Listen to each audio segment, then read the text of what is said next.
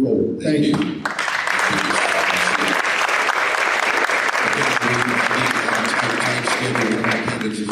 Is going to have to leave, and there's one question before he leaves that's directed to Representative Sylvester Thomas.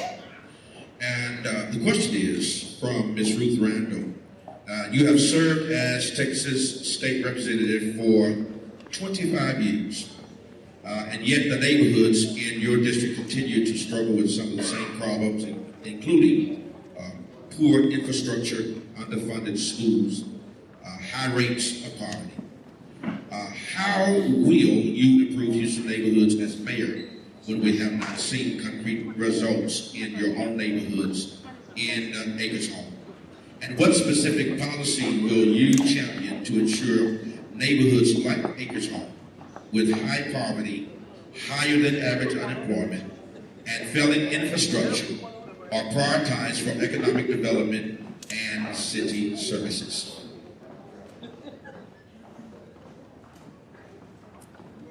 The West New York Park at Acres Home was 29 acres of nothingness. Now the West New York Park has baseball fields, irrigation on every system, night lighting, parking, jogging trail, and is now the second urban youth baseball academy in the country. Not in the city, but in the country. And 2,400 kids go through that park every single year. That's in Acres Home in my district. Acres Home did not have a community college of any magnitude. Now Lone Star Community College, offering vocational programs, is right down the street. With respect to people going in and out on infrastructure, there's a significant improvement. I don't know, Ms. Randall, about the Acres Home that you are talking about, but I certainly know about the Acres Home in which I live. I still live in Acres Home. I fight for Acres Home. I'm proud of Acres Home. We haven't done everything that needs to be done, but we've made substantial improvement from where it used to be, and I'm proud of it.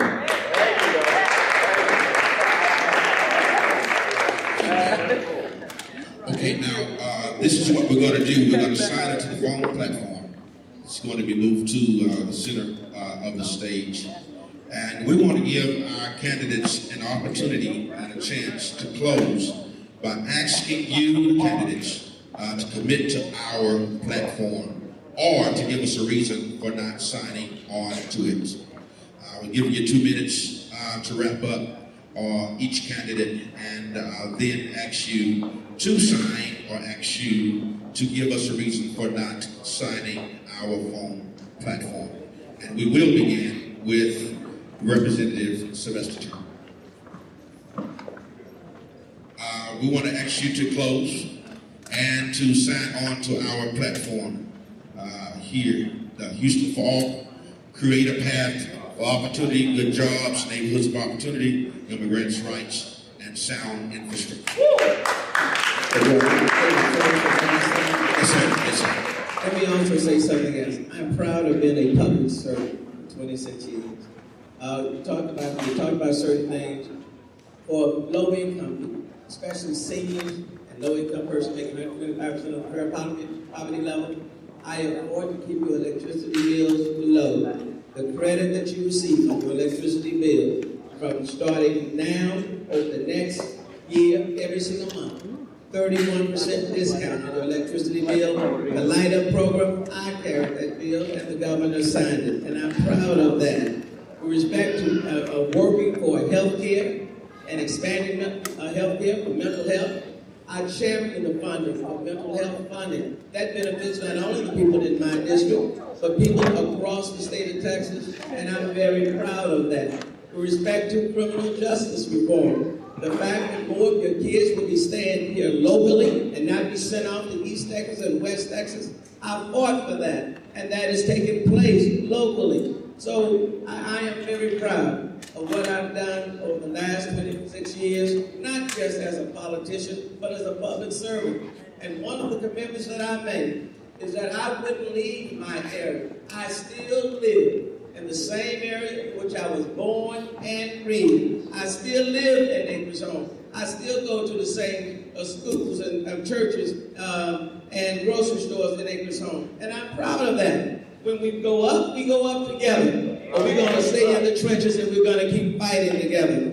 I hope that you'll give me the opportunity to be your mate. What I will say to you, I'm not perfect. There are a lot of things that still need to be done. And when the good Lord calls me home, there will still be things that need to be done. No one person can do it all. But I do give you this commitment. I will be pleased to join with TOP and SEIU and other community-based organizations to make this city a great city. I do champion diversity. Won't back away from that. Everyone should be included. We have to fight and champion against anybody that want to take us back. You got to go forward, and I will be proud to lead this city forward and will be very clear in my position because you can't waffle. You're either for it or you're against it. With you and others, I am for it, and we're going forward.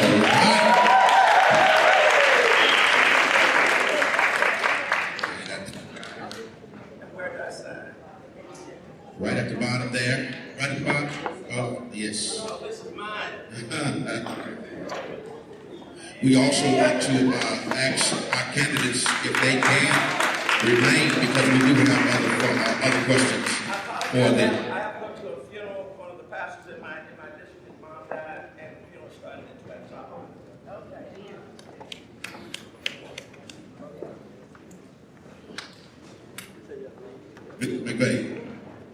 Thank you. I appreciate TOP and SEIU having a forum today and discuss good ideas. In reality, the city, if we want to create jobs, if we want to progress, we have to bring new businesses to the city of Houston. We need manufacturing. We need technology. If we go out and give you an increase in minimum wage, if we can't be sustained, then it's worthless. We need a mayor that understands that we need to create new industries. We cannot tie our future to the oil field any longer. We need to diversify.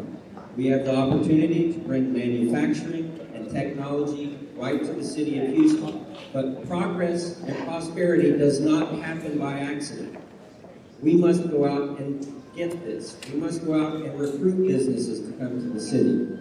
Our Office of Economic Development is pretty much non-existent in the city of Houston.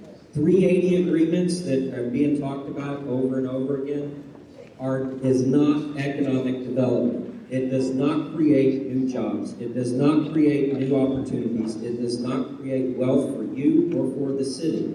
Anyone that talks about 380 agreements being economic development, quite frankly, does not understand what economic development is. It does nothing for you. So I want to create real jobs that are sustainable right here in the city of Houston. I will support you. I will fight alongside you. The reason why I'm very supportive of TOP and SEIU is that we are aligned. We are aligned together. We are here to elect progressive people into office and move our state and our city forward. And regardless of whether you are an American or you're not, you are a Houstonian, and I care about you. So I proudly sign alongside you and with Representative Turner, and I'll be a great colleague going forward for the next 25 years. I'm going to be here with you. Thank you all. Thank you.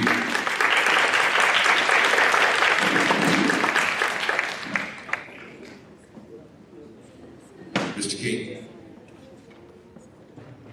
The most important issue that you all have talked about here today, in my opinion, is the inequality in the way neighborhoods are treated in the city.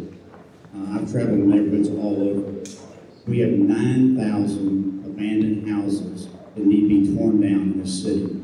These are houses that have become garbage dumps that are used by homeless people, by drug addicts, and they are cancer in those neighborhoods.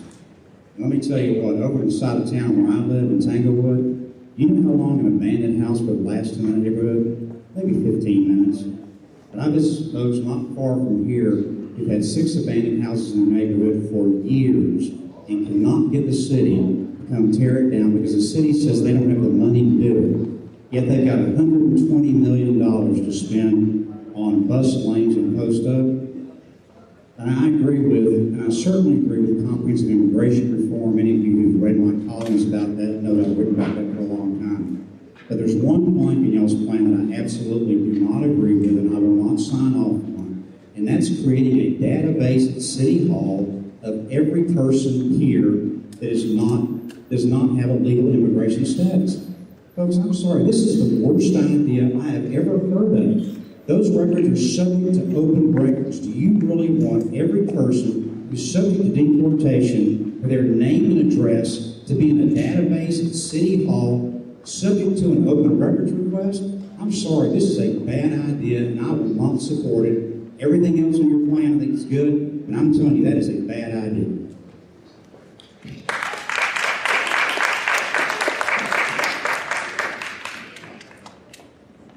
Thank you, Ms. Smith. And thank you for the invite. I am Demetria Smith again. Of course, you know I'm running for mayor. First thing I want to say, let me tell y'all something. There's a woman in this race that represents all women. But for you all, the political organizational leaders, the stakeholders, some community leaders, some elected officials, some of these candidates that's all sleeping in a bed together, willing and dealing with the favor, should not suppress a woman's voice. Because when you do that, you are now suppressing your members' voice and the citizens' voice. What kind of example are you? So why I'm in this race is because I want to stop oppression. I want to stop injustice, and I want to fight against poverty. But the first thing you do is be fair and equal to all. You're talking about the HERO Act. Let's talk about being equal to everyone that's also filed for their candidacy. That's number one priority. Now also, let me tell you, we need to do one thing in this city to reduce the deficit. Everybody in fair share working, right? So let's do an expungement fair. Let's get some of these guys back to work. Let's get some of these women back to work. That is how come it's more women voting than it is men. These men got criminal background. What can they do? They can't even participate in democracy at all. So if you want to be leaders, let's be leaders and find a real solution to get everybody working again. Also, with that being said, have an ear to listen to your citizens. Have an ear. Just don't come out here just for the votes. Don't just come out here because it's time to be elected. You stay out here. Stay out here and you listen, and then we can build a better Houston and united Houston. I am Demetria Smith. I am not asking for your votes. I ask for you to study me before you vote for me. And the LBGT community, you can scroll to the left, you can scroll to the right, you can bypass my vote on the poll. If you think I want you to the same restroom when I was a little boy and a little girl, I will promote public safety. Thank you. Thank you.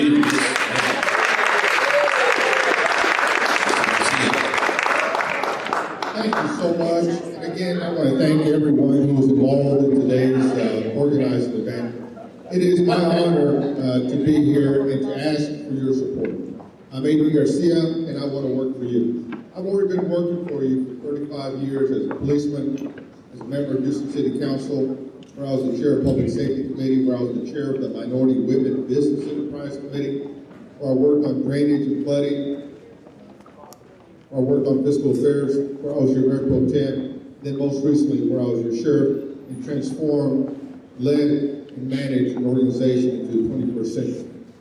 I've already done that for you, and I want to keep working for you. I want to keep working on behalf of one Houston where no neighborhood is left behind, no one is without opportunity, no one is without respect, and no one is without protection. But making sure that our community moves forward as the great city that it is. That's what I have already been doing. I want your permission to continue to do some more. Yo soy Adrián García y les quiero suplicar su apoyo porque yo ya he trabajado para ustedes por 35 años como un servidor público. Sencillamente trabajando como policía, como miembro del concilio, como últimamente su alguacil, haciendo cambios y transformando una organización para la 21ª época de este país. Trabajando para hacer cambios necesarios, cambios que son justos e importantes. Yo quiero trabajar para un Houston en que nadie está olvidado, nadie está sin falta de respeto, nadie está falta de protección. Yo quiero ser su alcalde. Yo soy Adrián García y suplico su apoyo y su voto. Gracias.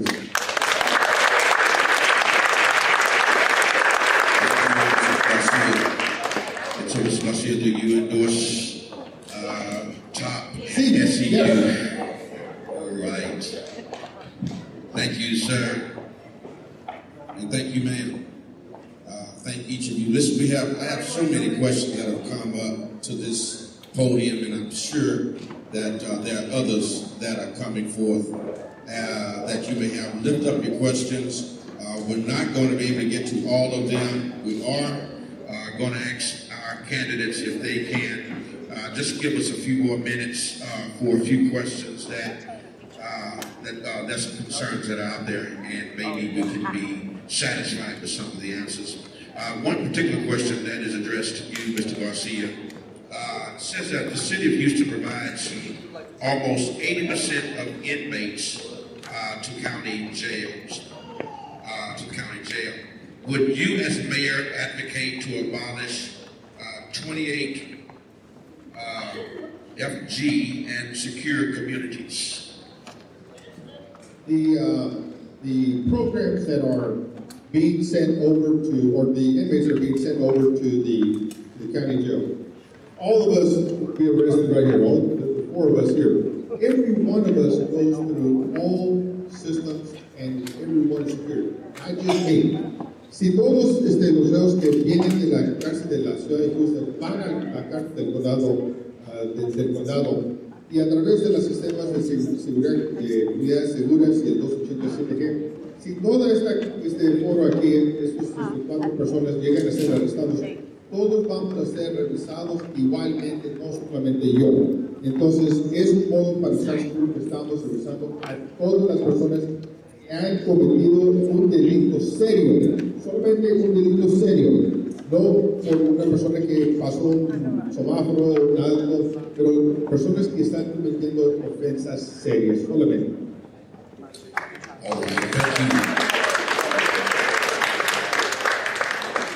I have a question to any of the candidates from Ms. Lily Salmaron.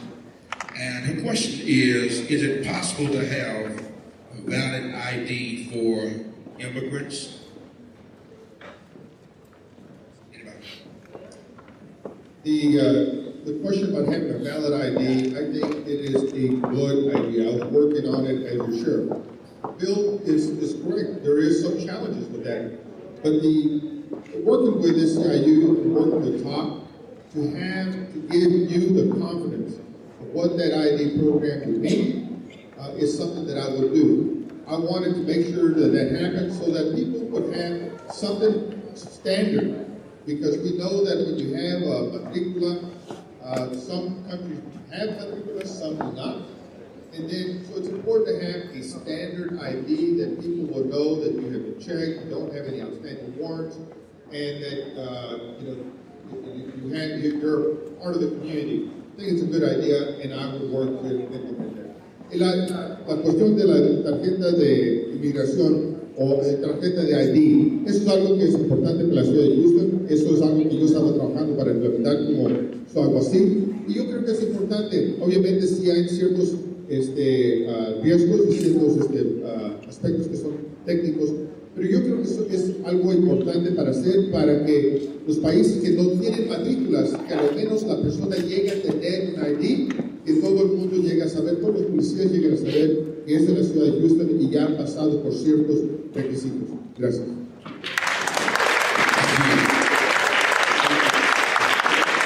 I've already said that I support having a city-issued IDs. We must let people come out of the shadows. We cannot progress in this city and be the most progressive city in America unless everyone feels welcome, unless everyone has the opportunity to have basic things that I take for granted, like a bank account, and being able to conduct business in the city of Houston. The issue is that it's not that, as I said earlier, it doesn't matter that you're an American or you're not.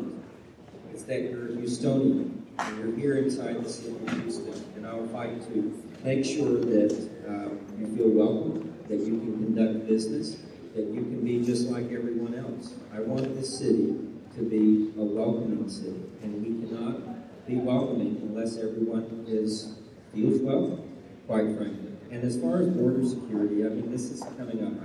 I'm going to take the stand right here today that I am not going to activate active deportation out of the city of Houston. I am not going to do that as your next mayor. One failure of government, the federal government, failing to protect our borders does not equal another failure of government, and that's the city of Houston. Thank you. I am also in support of having immigrants that have ID as well, because not only do you need to have ID, you need to have some security numbers, you also need a right to vote. So I am for making sure that you are a citizen equal just as everyone else in this city. I've also noticed that even with your I-10 number, those of you that file your taxes and things of that nature, you do not have the same access to credit for your children just like the citizen does. So that's why credentialing is very important to me as your next mayor. Thank you. Mr. Demetrius Smith, this next question is for you particularly from Ms. Louetta Little. And we have this question and one other, and then we're going to be concluded. No, we just have this one coming up. Now, they're asking, what is your plan for, simply this, what is your plan for second chance? And I think they put parenthetically, jobs. Okay, so I'm so glad you asked that question because I think you already have that answer. Doing what? Make this country fair, right? That's my first chance. That's the first thing I want to do. Because let me explain something. What no one do not know, realize, for the last 3 days, or last week, 3 days, 6 hours, I've been outside on the corner among the homeless. Listening to their cry. Majority of them have criminal backgrounds. They cannot work, and they want to participate. So don't just talk about drug addicts being in a homeless, in abandoned properties. They don't want to be on drugs at all. They do not want to be homeless at all. They don't want to be treated like trash at all. They want to feel like people, just like we all are people. They want a fair share too. So I'm glad you asked that question. First thing first, Mr. Martin McVeigh said he want to bring in jobs. Well, we all can bring in jobs, but we need people qualified for these jobs. So therefore, our first thing is to make sure we have exposure fair to get these men and women back to work and also give them shelter. We don't just talk about it anymore. We want to be about it. We want to do it. It's no yes we can. It's yes we will. It's understood that we're opening that question out to anyone who wants to join in. Let me just say that as a sheriff, I had people that were in custody, but not everybody was a bad person. And I thought that an important element of public safety was making sure that people could get a job in spite of their mistakes. And so we were holding job fairs. In fact, I visited with the CEO of UP Rail Lines, and today there are people who are getting their welding certification and getting a $20 an hour job working on the rail lines. And so it's about making sure people lift themselves up, move forward, and then we don't punish them for one mistake and make that a mistake that shuts doors every single day. And so as your mayor, I'm going to continue to push for second chance opportunities, making sure that we understand that no one is perfect. People make mistakes. But we ought to continue to give people opportunity to be a productive part of our community.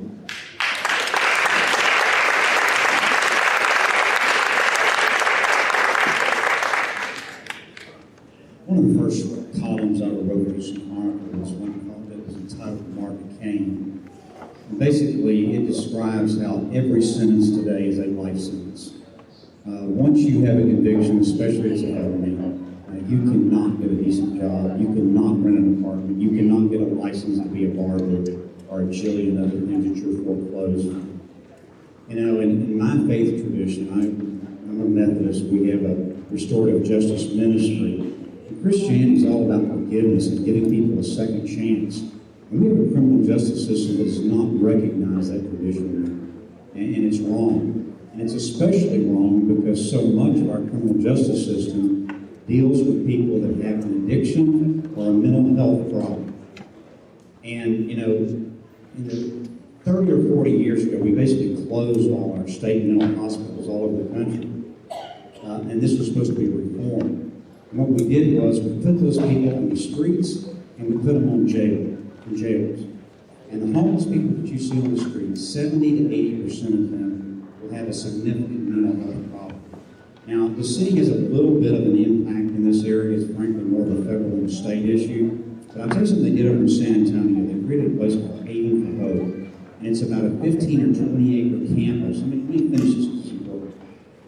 This is about a 15 or 20 acre campus where they made it available for all the homeless people to come. And they have all the different levels of care and services that are in that place. Now look, San Antonio can do this, and by the way, a lot of it was private money, but the city led the effort. But if San Antonio can do that, why can't Houston do it?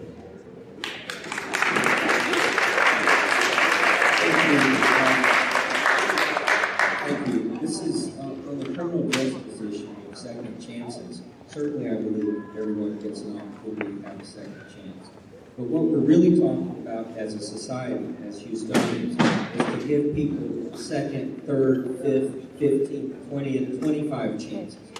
We never stop. We never quit. We never stop developing. We never stop improving.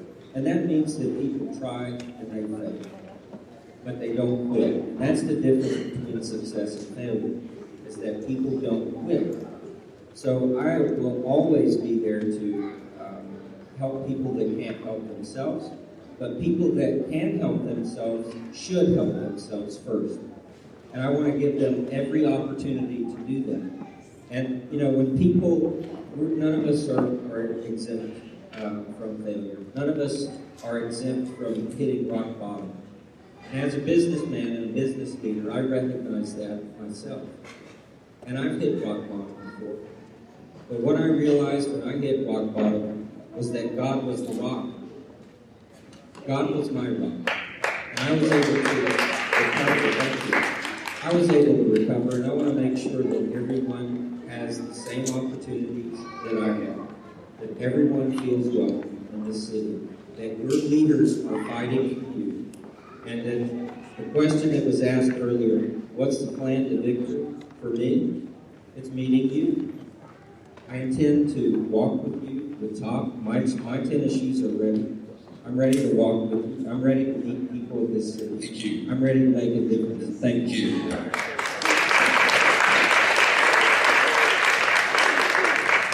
Well, I just found out that we're going to go ahead on and wrap that up. You have done well in your questions and Senator Furlan. And our candidates, we want to